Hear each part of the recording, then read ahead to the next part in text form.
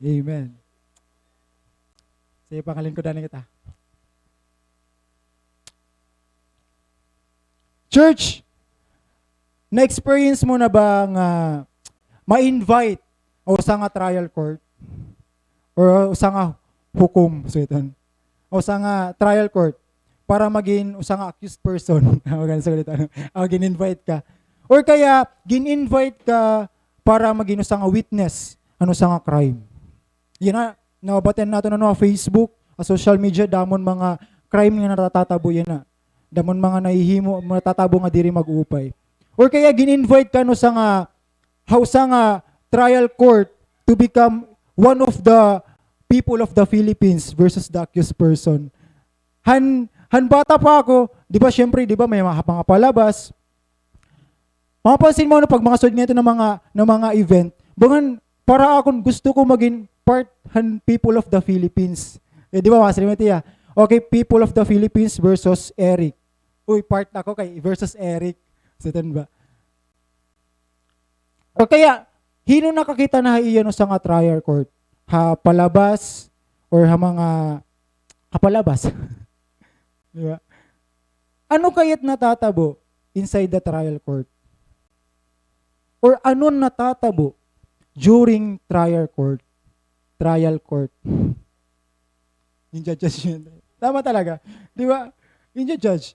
According to some movies and studies, so sa studies talaga, according to mga movies nga ito nakikita,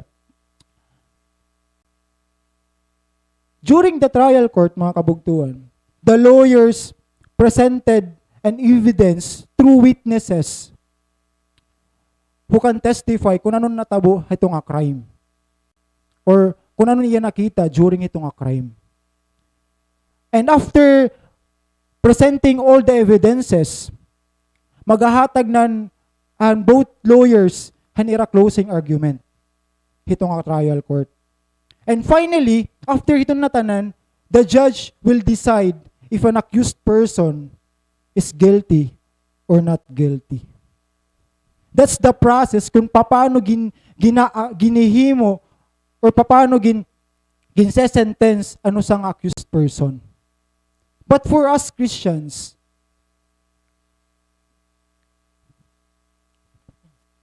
ano kaya ni mo sentence hausa nga tao nga nakasalahi mo enduro? Guilty ba or not guilty? Or kita, ikaw, ako, because of the sins nga aton nahimo, aton bugos nga kinabuhi, di ka nga kamulat na ito, nastaya na. Ano kaya it sentence ni Lord aton when we come to Him? Guilty ba or not guilty? Yan ang kagabihon mga kabugtuan. Mawi-witness na lahat naton ang grabe nga love and grace ni Lord aton mga kinabuhi. Ang love and grace ni Lord, hausa nga woman nga na-humiliate because of the sin nga iyang himo. Obdi ako mga kabugtuan niya ng kagabihon. Hininga aton passage entitled Mercy over Judgment. In the book of John, chapter 8, verses 1 to 11. Mercy over Judgment. Let's open our Bible in the book of John, chapter 8, verses 1 to 11. Let's read.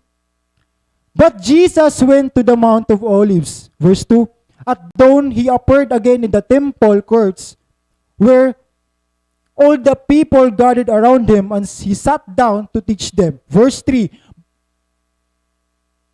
The teachers of the law and the Pharisees brought in a woman caught in an adultery. They made her stand before the group, verse 4, and said to Jesus, Teacher, this woman was caught in the act of adultery. In the law of Moses commanded us to stone such woman. Now, what do you say? They were using this question as a trap in order to have a basis for accusing Him. But Jesus bent down and started to write on the ground with his finger. Verse 7. When they kept on questioning him, he straightened up and said to them, "Let any one of you who is without sin be the first to throw a stone at her." Again, he stooped down and wrote on the ground. Verse 9. At this, those who heard began to go away one at a time, the older ones first, until only Jesus was left, with the woman still standing there. Jesus straightened up and asked her, "Woman, where are they? Has no one condemned you?" Verse 11. "No one, sir," she said. "Then neither do I condemn you," Jesus declared. "Now go. Go now and live your life of sin." Ay bang translation na siring, "Now go and sin no more." Wow. What a good message nga ginhatag niya ng kagabihan ni Lord. Bugto in John chapter 8, at that time, Jesus' popularity was so intense. Sikat-sikatan na Lord hininga time. Kung mapansin niyo, verse 2 pala, no? Pagkato pala niyang kagaw, nakatuday ng mga tao, karadamang tao. Ang chapter 8, mga kabugtuan, siguro mga followers ni Jesus sa Facebook, Instagram, YouTube, karadamo na enduro. Because Jesus' popularity in this situation, in that time, was unstoppable. And chapter 8, mga kabugtuan, was a continuation of the conversation of Jesus with the Pharisees concerning different things or mga arguments. Previous chapter pala, chapter 7. Kung mariread niyo ang chapter 7 dito, ang mga arguments and Pharisees, tapos mga conversation ni Jesus with the Pharisees concerning different things. Previous pala chapter 7. And John chapter 8 verse 1 to 11 is a story of a woman nga napahiya, nga na-embarrassed because this woman was caught in the act of adultery. Amen. Actually, if we go back to verse 1, mga kabugtuan, nayakan nga di, but Jesus went to the Mount of Olives. Mga kabugtuan, always natin mababasa nga Jesus always nakatuhan hito nga mountain on several occasions with his disciples. No, mababasa natin in four gospels, makikita natin nga always si Lord nakadto nga mountain. But the common of those things, He Lord nakadto for prayer. And usag yapon ini actually good din nga pwede naton ig-preach, pwede naton ig-encourage sa iba nga before ka magtikang ha imo ministry, before ka magtikang magbuhat ang mga butang nga buruhaton ni imo how bugos nga adlaw, before ka magtrabaho, before ka mag-cellphone it pagmata mo, ito unahon mo ani dapat prayer. Di ba? Ako nabagtak ka kini. Kay ako pag nagmamata ako cellphone. Tapos prayer. Napabaliktad nga niya, no? Andiri lang ako ito para ako. Di ba?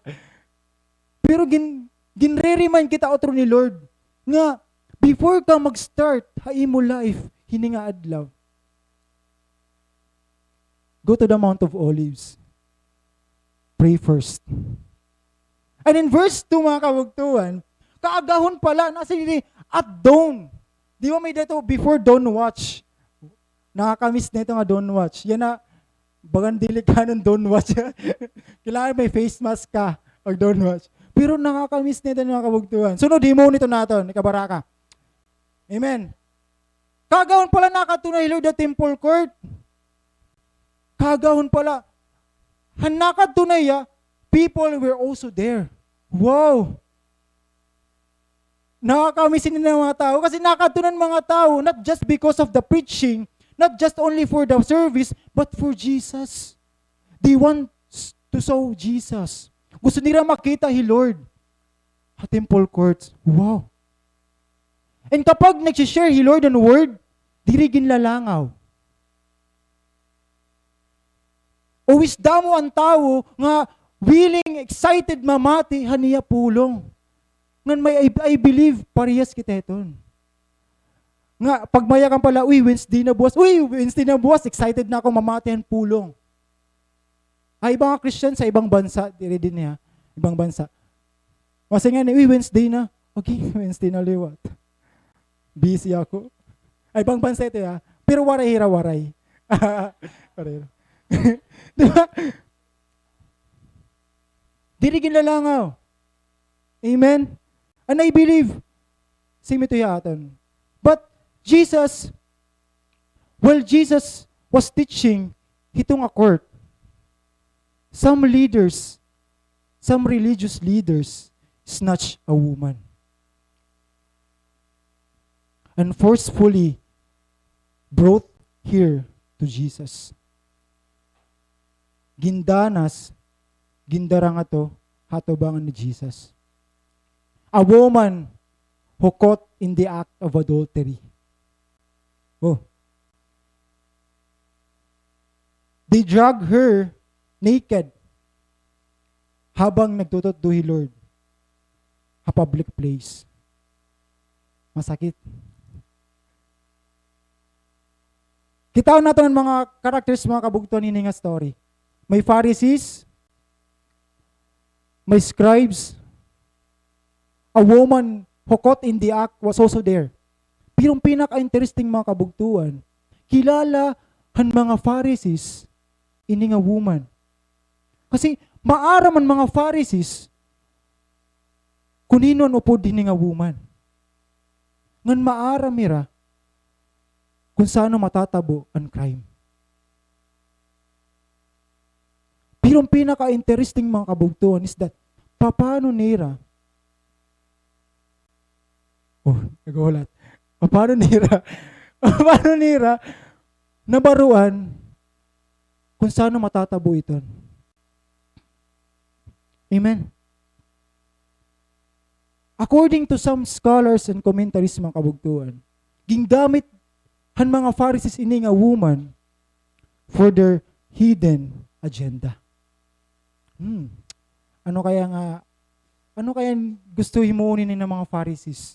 Kaya gindarapan nila no woman kan Jesus. Kita natin.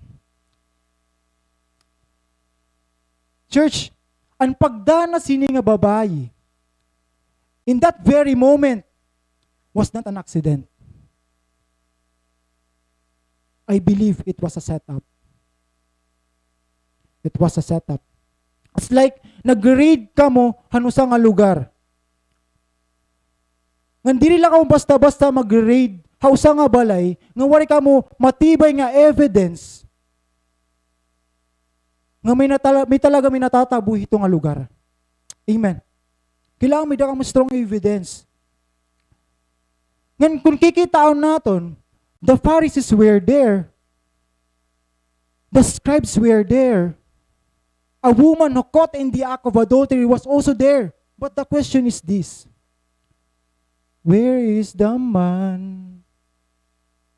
Where is the man? Hay ng lalaki. Is it possible mga kabugtuan na kilalahan mga Pharisees nga babae? And possible mga bugto nga they intentionally trap the woman. This is not an accident. I believe it was a setup. And this setup mga kabugtuan, may duwa nga purpose. Ang una nga purpose, hini nga setup, para rubaon ang life hini nga babayi. Ikadua, para itrap hi Jesus haya ministry. Amen. Para itrap hi Jesus haya ministry. Okay, i-expand pa natin. Diri talaga concerns han mga Pharisees and scribes about the woman's adultery. Diri ra concern han purity or impurity han ira lugar. That's not their concerns. An ira concern is itrap hi Jesus. Ito nga time.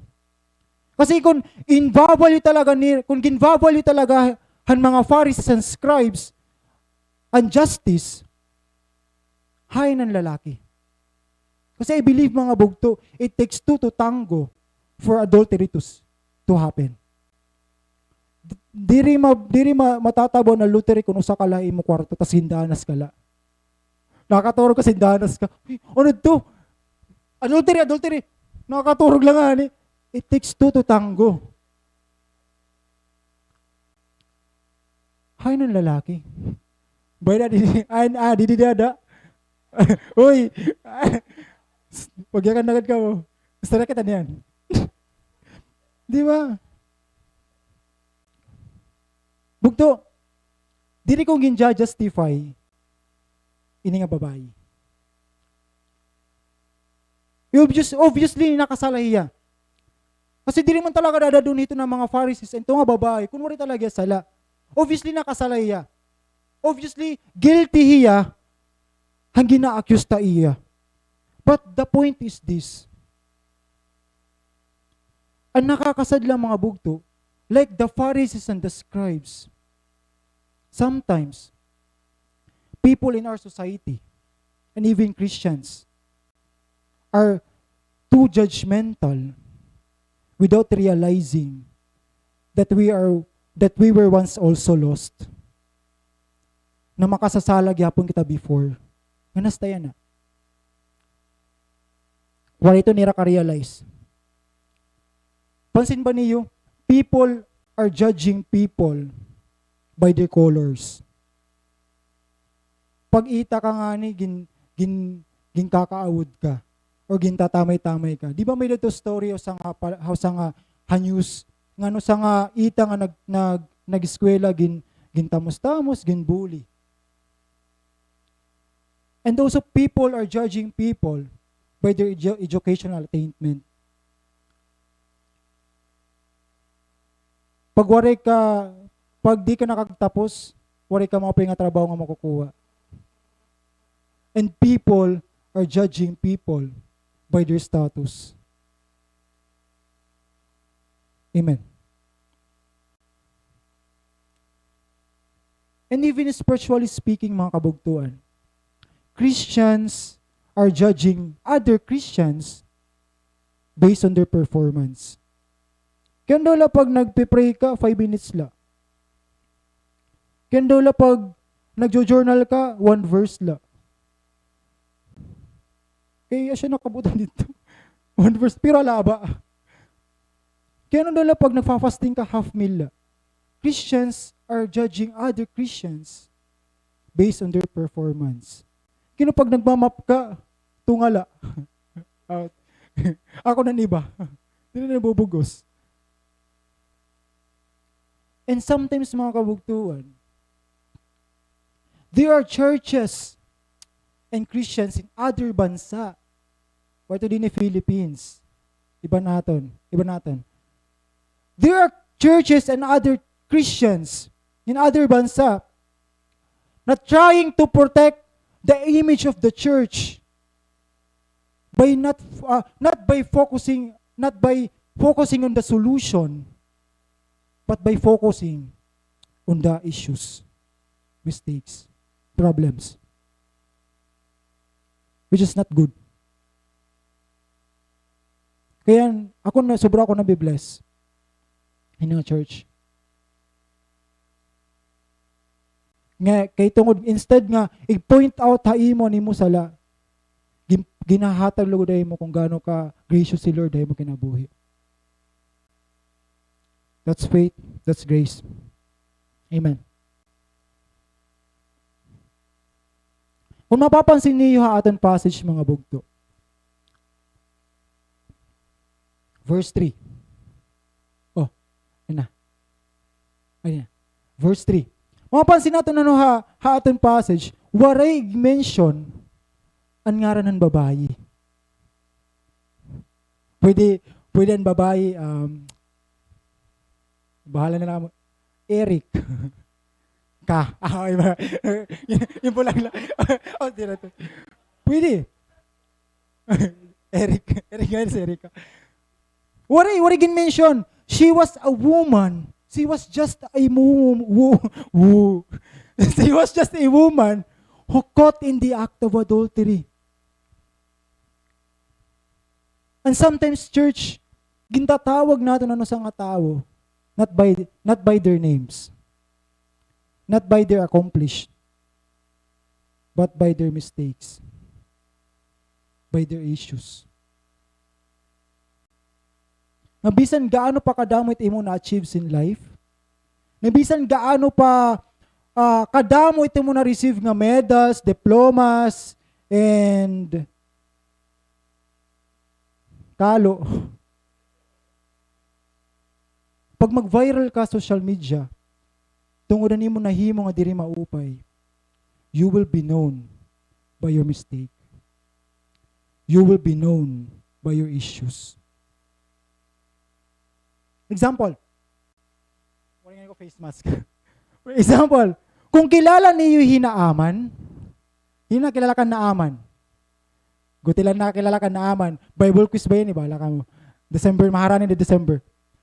Kung kilala niyo hinaaman in 2 Kings chapter 5, hinaamo sa commander of King Aram, commander of an army of King Aram. And kung babasahin natin ng 2 Kings chapter 5 verse 1, pwede niyo i-search yan na. 2 Kings chapter 5 verse 1, mababasa natin dito kung anong mga na-accomplish ni Naaman as a commander. Kung anong na-achieve ni Naaman as a commander of an army. Pero last part verse 1, mababasa natin, nayakan nga to, but he had leprosy. But he had leprosy. Issue na latiya. Kasi bugto, bisan gaano imo na-achieve a life, may but last part. Usapa niyo. Kilala niyo King Hosea? 2 Chronicles chapter 26. So ito niya. Basta, i-search na lang niyo. 2 Chronicles chapter 26. King Hosea na ginapointi as king, 16 years old pala hiya. Bata pa. And nag-reign niya 52 years. Josiah ba ito? Hosea. Josiah ito? Hosea da, Uzziah. Basta sorry ito niya mga kabugtuan. Josea. May dakuan accent point. Hosea. Kung mababasa niyo ang bugos nga chapter 20, bugos nga verses ang chapter 26, makikita gyapon niyo nga mga kabugtuan ang mga na-accomplish ni King Hosea as nag-reign niya as king. Ito nga time. Damo niya nahimo nga naka-please nga dakan Lord. Damo niya nahimo nga na-conquer niya as king. Pero last part, but he had leprosy. Issue na liwat. It na leprosy.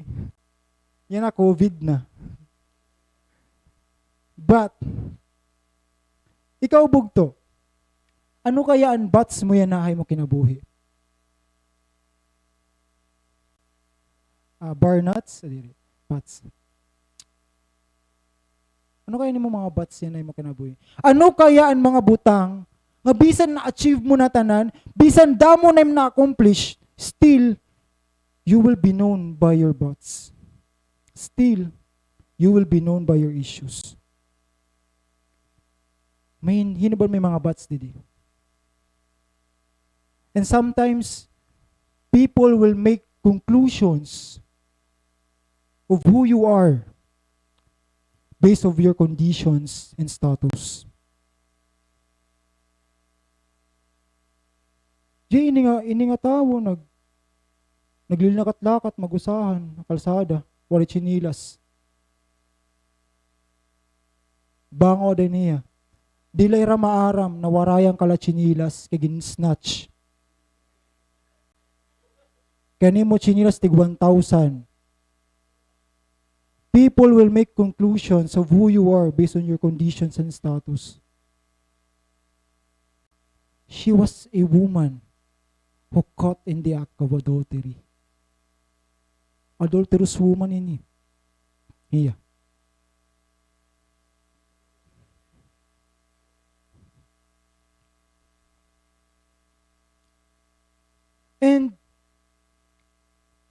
Para iba mga kabugtuan, para iba nga tao. The reason kung kay ano ka naagi ang mga trials, the reason kung kay ano ka naagi ang mga test, it's because ginpapunish ka ni Lord. It's because you are cursed by God. Para iba. But that's not the truth, bugto. Diri iton ungod. Because the truth is, what we are going through doesn't reflect of who we are. Kung ano man animog pinag-aagian niya na, it doesn't reflect of who you are. Diri ka iton. Naagi ka la iton. Siya pinag-aagian kay ginaagian mo la. Ay pagtambay. Diri ko iton. Ginaagian mo la iton.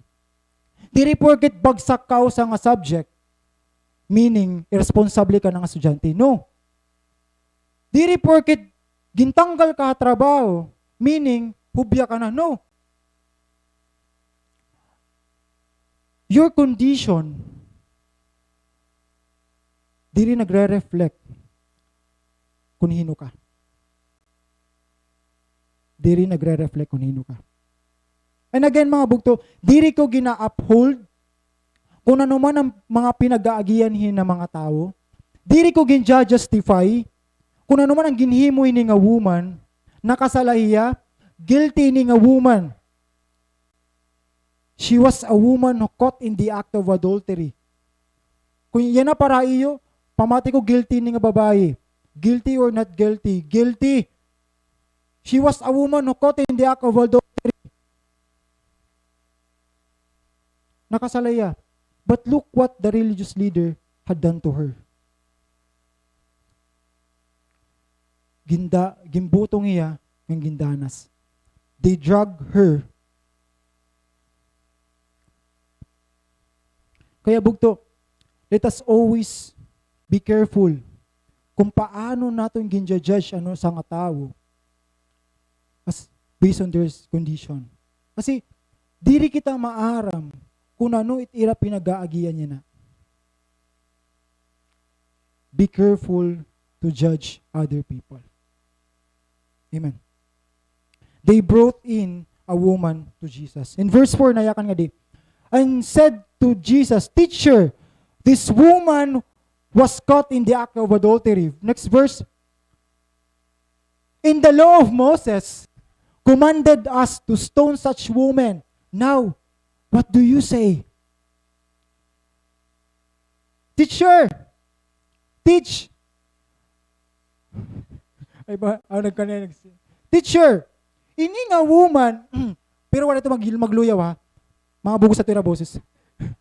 Ini nga woman was caught in the act of adultery. Naya ka ng law ni Moses, papatayin dapat iya. Pero ikaw, what do you say? Para imo, Lord. Para imo, teacher. Anong bubuhaton mo ni? What do you say? Bugto, ito nga question, gingamit ito nga question mga kabugtuan as a trap.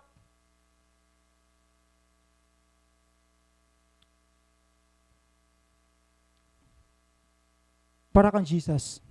Kano naging trap ini nga question? Nga question man lang niya. Kasi malay, what do you say?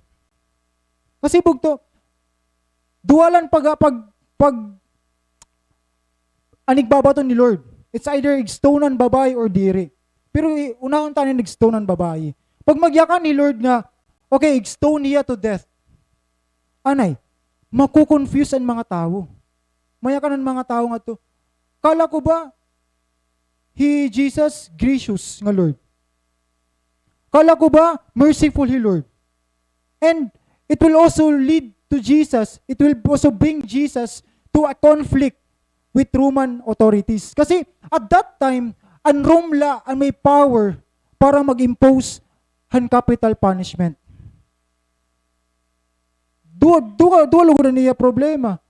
Magkakada pa conflict ha authorities, ang mga tao gyapon makukonfuse na iya.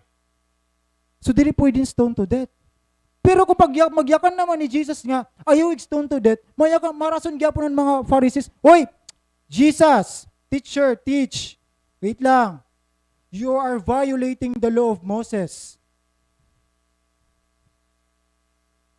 And if i-violate ni Lord ang law, posible gyapon niya patayon at that time. It's a trap. Ikaw kaya yung na-add to, no, bugto. Pagkanang ka to. Okay. Eric, what do you say? True or false line ko ang answer. Ipagmarang ko ang answer ini. True or false na lang nga ni. Pinawalan ko multiple choice.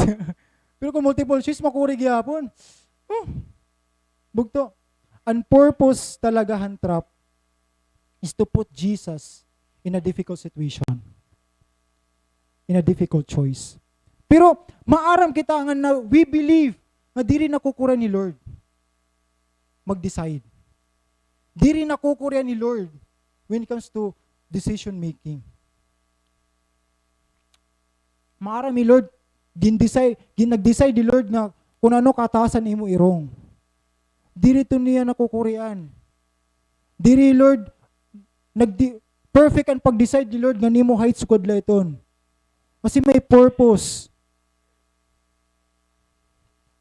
Nag-decide ni Lord nga nimo color sugod la iton kasi may purpose. Bumusag ka nga ni, mawawara ka na din ni. Kay transparent. May purpose iton.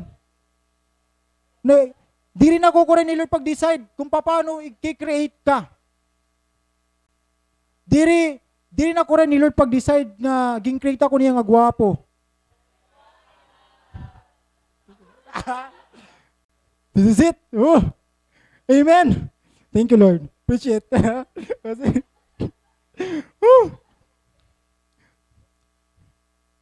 But for the Pharisees, mga bugto,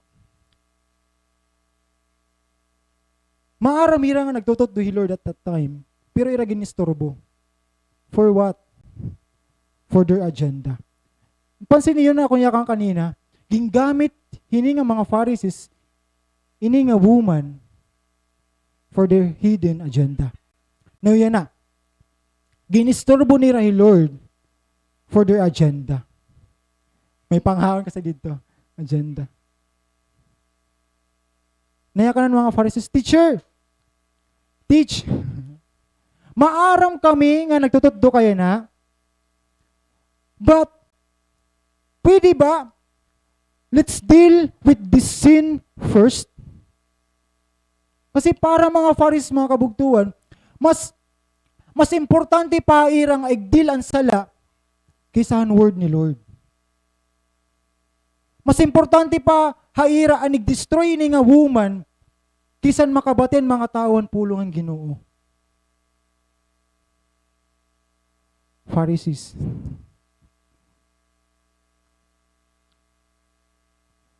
These people, ang mga tao nga nakadto, maaram hiraan na tatabo, pero instead nga buligan nira ang babayi, gusto pa nira pahiyaon ang babayi. Gusto pa nira stone to death ang babayi in the presence of Jesus. Gusto nira stone ang babayi in the presence of Jesus, haad to mismo Lord. Pero para gusto nira stone ang babayi. Jesus, nasa yung mga Pharisees, let's deal with this sin first. Kay para amon, guilty na nga babayi. Guilty na niya. Sentenced to death na niya. Yan na electric chair. Ano na stone to death. Midala tayo ibang bansa, injection ng kala, waray ka na. Kaya be careful ka ba nag-inject kayo, ha? Bayan na nag-inject kayo, waray ka na. Dapat vaccine ito nga nag-inject, ha? And even natin life, mga kabugtuan. Naagigyapon kita ang mga difficult situations. Nga kung din, nakukurian kita pag-decide kung ano itong bubuhaton. Amen? May mga difficult situations ba kayo kinabuhi nga nakurian ka mo pag-decide? Din ba ako magtatrabaho? Hakat balugan ba for Manila. Di na ako maskwela. Hatakloban ba or Katbalogan? Diin ako diin. Lord, diin. Dawon mga, labi na kung ginpe-pressure ka mo family nga, kailangan mo na magkaada trabaho. Pero Lord, ang ministry di Katbalogan. Kaya nakukuryan kita, mag-decide kung ano pinakamaupay nga i-choose. Mali. Choose. Nakukuryan kita pag-decide because damo ang mga voices ang ato nababatian. Manila ka, Manila. Katbalugan kay ministry. Manila nga ni kwarta, dagko. Katbalugan, basta may ministry. Sabi na kung natatakluban na kita at mga decision, nakukuryan kita pag-decide. Pero I believe, it is of say, di rin nakukuryan. Kay tanan nila nga decision, ginahatag nila kan Lord. Wala, uy. I believe, ginahatag nila kan Lord. And these voices, mga kabugtuan, will compete for your attention. They will compete kung ano ba talaga ang dapat i-prioritize. Ani mo ba cell group? Or ani mo work?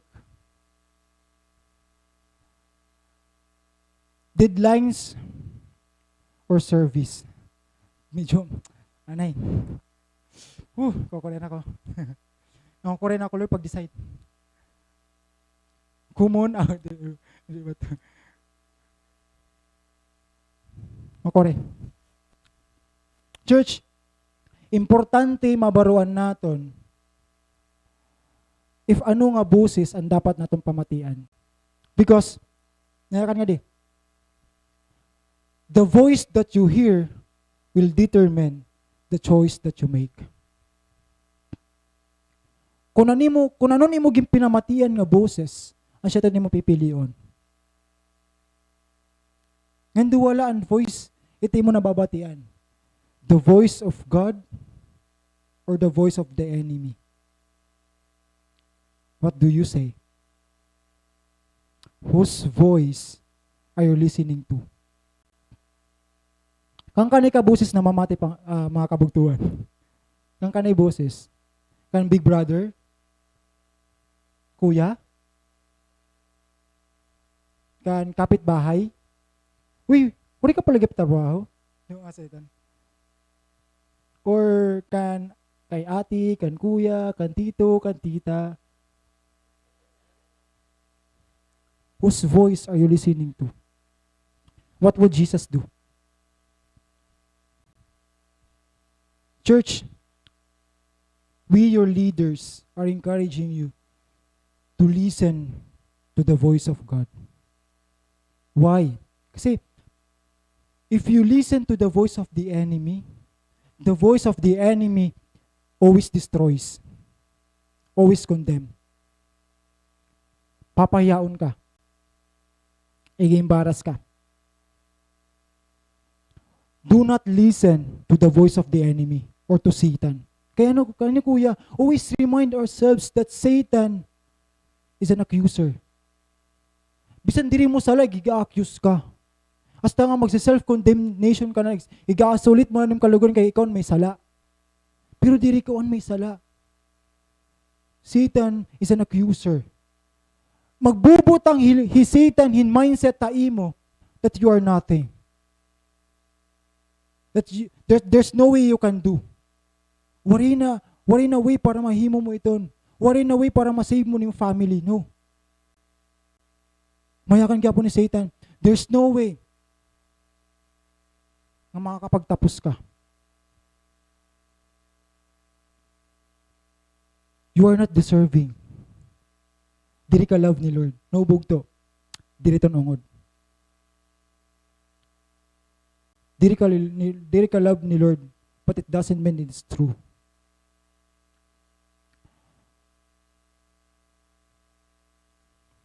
listen to the voice of God. Naya ka ng mga Pharisees, what do you say? Teacher, what do you say? Or para mga disciples, siguro itong time, nag-i-restore yung mga disciples, adi. Tapos, aton mga Pharisees na say, "Uy, Peter, ano kayang bubuhatin ni Lord? What would Jesus do? It's a trap, it's a trap." Labi na Peter, "Lord, it's a trap. Lord, it's a trap, it's a trap." Kasi Jesus, ani. Diyan ka na. Kaya ko na ni. Jesus is a trap. What would Jesus do? John, uy. What would Jesus do? What would Jesus do? Ano kayan matatabo? What will happen mga kabugtuan if you place a sinner at the feet of Jesus? Ano kayan matatabo kung ibubutang mo no sa makasasala, hatiilan ni Jesus? Because that's the scenario here. They place the woman at the feet of Jesus. Siguro habang gimbubutong nira, ginduso niran babayi. Kaya para ira, ito nga babae, di rin na kailangan mabuhi. Kasi guilty na ito nga babae for such sin. Diba? What would Jesus do? Or para ato na mga disciples ni Lord, ano iti mo bubuhaton kung may da kabugto Ginoo, bugto biological nga nakasalaha imo hinduro? Ano iti mo bubuhaton? If may ano im bubuhaton? Ano iti mo bubuhaton if may da ka fellow Christians nga nagkamali? Accused dayon ng guilty or not guilty? Ano yung bubuhaton? Church, we have to be reminded that Jesus came to this world not to destroy us, but to save us. Not to destroy us, but to give us His grace and mercy over judgment. That's it. Because I believe tanan kita pwede condemn. Tanan kita pwede condemn. But it is by the grace of God and His mercy that He can look beyond your fault. That He can look beyond your sin. It is by His grace and mercy, mga bugto. It is by His grace that we are now saved over sin. Kaya ka adi bugto. Because maybe nabatian mo ang pulong ni Lord outside. Pero yan na ginre-remind ka otro ni Lord. Nga diriya kumadi para i-destroy ka, kumadiya para i-save ka. Ighatag niya love and niya grace haimo. Nga do para imo, you are a sinner, you waray ka na, you are nothing, but na saying, Lord, you are mine. You are mine. Amen. Na amen ang kuan. Amber. And bugto, understanding the grace of God. Understanding the grace of God will not put a stone haimo kamot, but will put a compassion haimo kasing-kasing. Ano ba nang pipiliyon? Igstone ang babayi or to have a compassion ito nga babayi? Compassion. Pansin ba niyo mga kabugtuan na sometimes ginaalaw ni Lord nga mawaraha ato ng tanan? Dito ungod nga, nasa iyo na ang lahat. Dito ungod. Kasi sometimes ginaalaw ni Lord nga mawaraha ato nga tanan para ma-realize naton a need of a Savior. Remember the story of a prodigal son. Kakano niya na na-realize kung nino iya. kakano niya nabaruan kung hino talaga hiya. When he lost everything. Nakatunihan may may limpad to? Tangkal. Tangkal ni Manukap. Dito barangay 13. Nakatunihan. Kuda dito. Sige. Anakon mga servant yan anakon papa, maping kakaon. May fruits, may fries, may milk tea. Pero ako, bisan tubong na lahan baboy, ginuubusan pa ako. Na-realize niya, anak niya, when he lost everything. Amen. Kasi bugto sometimes, kapag aadanahin mo ang tanan, kapag nasa iyo na ang lahat, minamahal kitang tapat. Dito siya. Kapag aadanahin mo ang tanan, kapag ada kahay mo good season, nayayakan mo, may mga times nga nayayakan mo nga, diri ko na kailangan ni Lord. Kasi mayaman na ako. May kotse na ako. Tolo.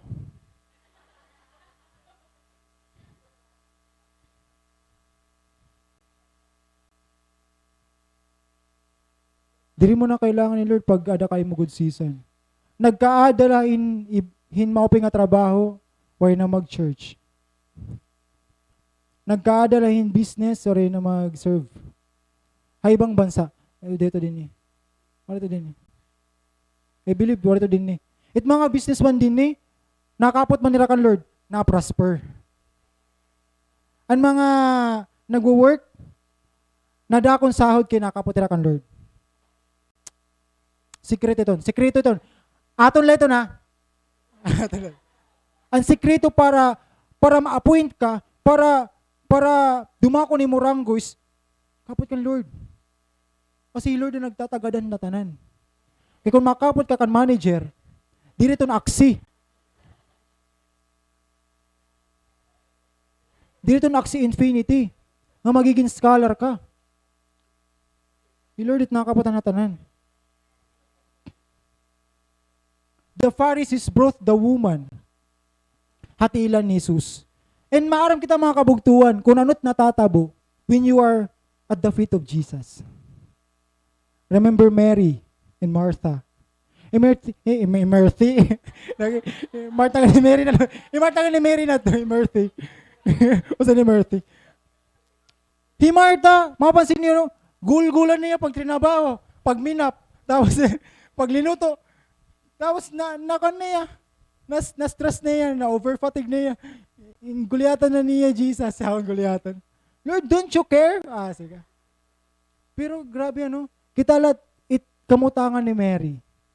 At tilan ni Jesus. Namamati. Kasi dako, damot natatabo when you're at the feet of Jesus. Niyan, ang paggawas nato niya, try daop ikaw at the feet of Jesus. Meaning, you pray. Pagigistroy kan Lord niyan. Kasi dako, ang gamit, ang pagigistroy nga kan Lord. Labi na kung diri mo na kaya, kinabuhi, di niya kalibutan, pwede mo tigtok ka Ginoo. Mako-comfort ka. Ayaw tigtok kan best friend. Mapafall ka. Ayun.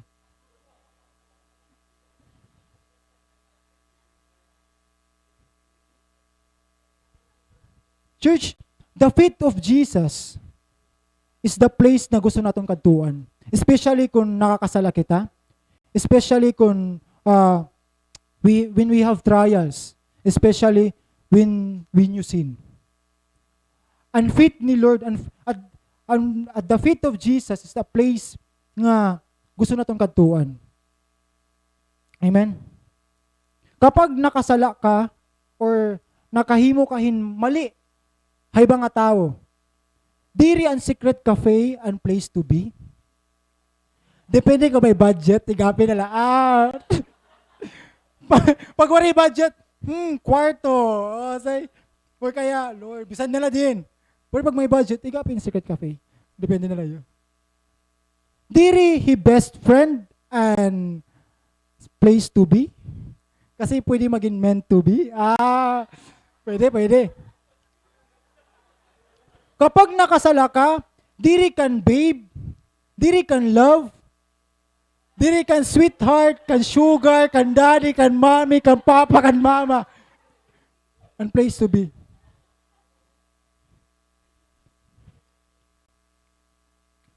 Ano pa itong tawagan? Nangalimutan akong tawagan ni Rabastor. Diri, ang place to be. Pero meant to be ra. Huy, ito. Because the place that you want to be is at the feet of Jesus. Ang secretary office, sunod na ito pag may da ka na akong asahod. Pwede mo ito barnuts. Cell group, barnuts. Tapos kung ninong gusto magdaran luto, pwede man magdaraya kaldero, tapos di na lang mga ngaon. Sunod na ito. Ayun lang kang best friend. The place that you want to be when you sin, when you do mistakes, is at the feet of Jesus. Thailand yan. Ito nga mo yan na ginagian, nga kasi rin mo mabugat na duro, igawas na ito nga dakan Lord. Buwas, restored ka. Buwas, mapitim ka smile. Buwas, masiling ka, bugto! Happy Sunday mga bugto!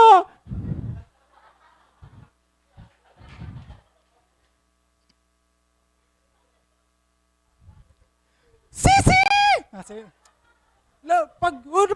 Pag nagpe-pray ka, pero pag di ka gani, hey brother. Hey bro, kumusta? Okay lang brother. Pero try ka igawas ito niyan kan Lord. Buwas, masiling ka, brother! Bisan nakakaluyaw na, brother lagi hapon. Bisan na yung pagkita, babae, pero nangyayaka mo, brother. May tungod, joyful. Natanggal ang tinik. Di ba? Ano sister nga yan. Sorry. Nagpa-short hair ka kasi, brother. Sister. Ano ang bubuhaton ni Lord when you are at His feet? How Jesus treat a sinner at His feet.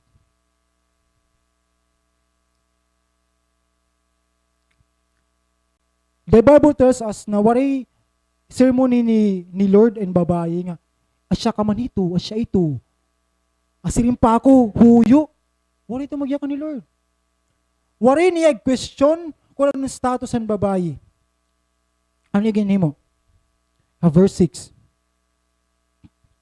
Malik. But Jesus bent down. Waray niya sermon ng babae. Jesus bent down. Umubo. Diri umubo ha. Umubo. Yumuko. Didi. Waray niya singa. Buhat. He bent down. Bent down. Umubo.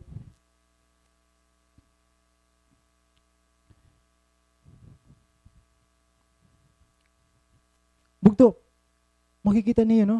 The Creator of the heavens and earth bent down for you. Waray niya, kitala, ang babae at the feet of Jesus, adi ubos. Ano? Siguro ang babae nakuren kay, siyempre, ikaw pa daw, danasong ka. Gugulang ka agad gyapon, di ka makakabuat dayan. Adi at the feet of Jesus. Adi ubos. Tas anila.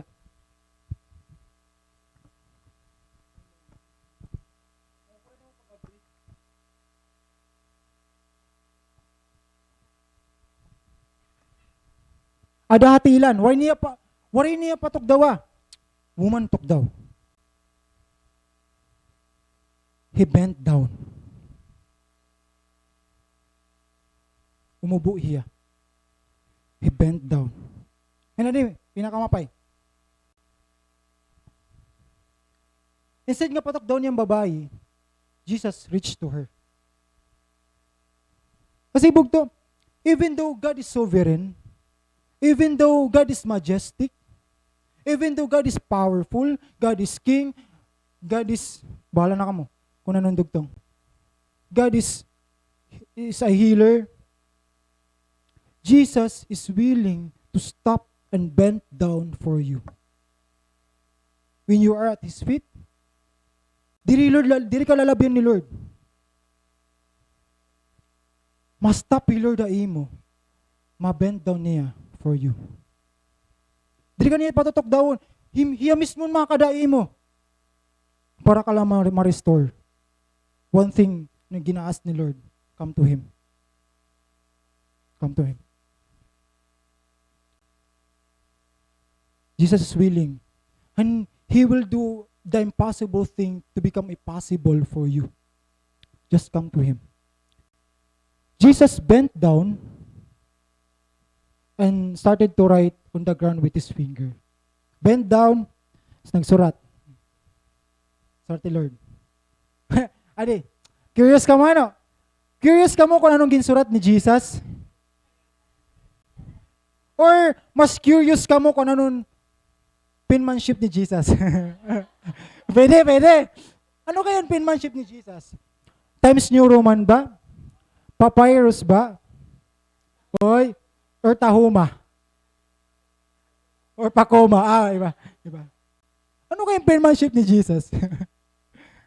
Dinurugtong ba? Or buroblog? Or ano ba? Buroblog. Alam mo, buroblog. Curious ka mo, no? According ko, no? Actually, mga kabagtuhan, according to the according sa Bible, wari dito igsurat kung anong ginsurat ni Jesus. What would Jesus wrote?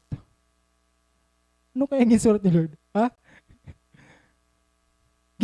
Siguro ang ginsurat ni Lord, lyrics and you are good. Ang ginsurat ni Lord, lyrics and, ano itong kanta kanina? Pusong Dalisay. Tagalog ni Lord, ano? Tagalog niya. Tagalog version kasi ito. Or kaya, ang ginsurat ni Lord is, kung nino magkakadayunan ni 2021. Hindi pwede. But according to some scholars and ano ba yun? Studies, or according to some commentaries, mga kabugtuan, burublagan nila actually pag-explain kung anong ginsurat ni Jesus. Mga probably lang nira ginyayakan always. Tanan na mga, kung mapansin niyo, tanan na mga commentaries and scholars, mga probably lang nira ginyakan. May dito na siring, siguro ang probably, nasiringad to, ang ginsurat ni Jesus is ang mga names and Pharisees. Sa nila mga sala. Kasi, ang ground kasi kuno dito is dust. Madali mapara. Para do ginsurat ni Lord ang sala hano sa nga Pharisee, ang iyang ngaran, nawawara. Or kaya, nayang gyapon nito, ginsurat ni Jesus ang ngaran ng woman, tapos ang iya sala, pero na-wash out. Pero may pinaka-common nga ito ira. Kasi damo nila mga explanation, pero napansin ko, may dausa nga nagko-common na ira. To be continued. May common. Actually, according to them, diri hadas ti Lord nagsurat. Ha stone. Kasi temple courts. Ha stone. Nagsusurat ti Lord. Jesus is writing on a stone. Familiar. Jesus is writing on the stone and reminding the Pharisees na ani daw la, ginaakusahan ako niyo regarding ang law. Di ba ako ang nagsurat ng law? Gintatrap ako niyo using the law. Pero di ba ako ang nagsurat ng law? Kasi mga bugto,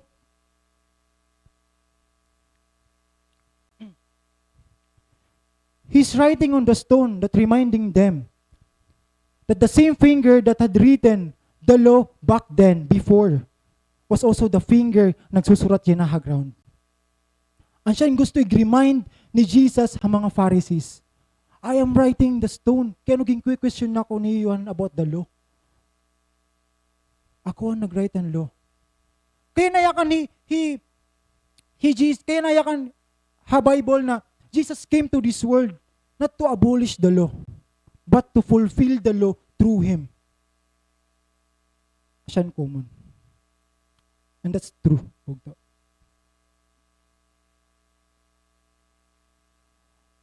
Waray specific kung ano yung surat talaga ni Lord. But siya itong pinaka-common. And siya itong gin-reveal ni Lord yan na haatan. Habang nagsusurat ni Lord, sige nang pagrineklamuhin ng mga Pharisees, uy, teach, ano na? Kasi, urat nira kay, buwan kasiling nira kasi, ginbabaliwala lang ni Lord ang nira girayakan. Kasi nag-bend down ni Lord eh. Bend down. Teacher, ano na? What do you say? Kung ba mga disciples yung nakakatawa na siling, Lord, kino ka nag-bend down? Ang sirianay. Uda, time's up na. Lord, what do you say? John, what would Jesus do? Nakukulit. No, people ngulit nera. And habang naging kukulit nera Jesus, verse 7 na sa nga di, when they kept on questioning Him, He strengthened up and said to them, ini, waray ha duwa nga choice kung guilty or not guilty. Hanggang papapili ni Lord. Ini familiar iniya nga baton ni Lord, haaton. Let any one of you who is without sin be the first to throw a stone at her. Waray ka sala? Sige, unang nga labay. Ikaw, waray ka sala? Labay.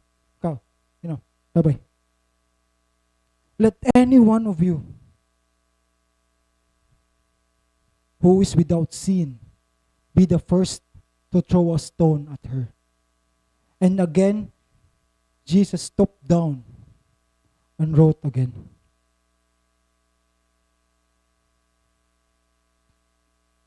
Nayakan ni Lord mga bugtuan. In essence, diri ko ginto-tolerate ang sin. Diri ko ginto-tolerate ang sala. Ay mo ginihimo. Pero diri ko ginko-condemn ang nakasala. Yes, I am just. I am a judge. But I'm also merciful. Nakasala ka, diri ko to gusto nga sala. But diri ko kay ko-condemn. Siya niya ka ni Lord. So kung hino man ang gusto lumabay, be the first to throw a stone. Ayaw la din yung bugto, habay na ko niyo labayon. Because the truth is, mga kabugtuan, God will accept you for who you are. Kung hino ka, man kung ano ka. But, God will never leave you as you are. Accepted ka ni Lord kung hino kaya na.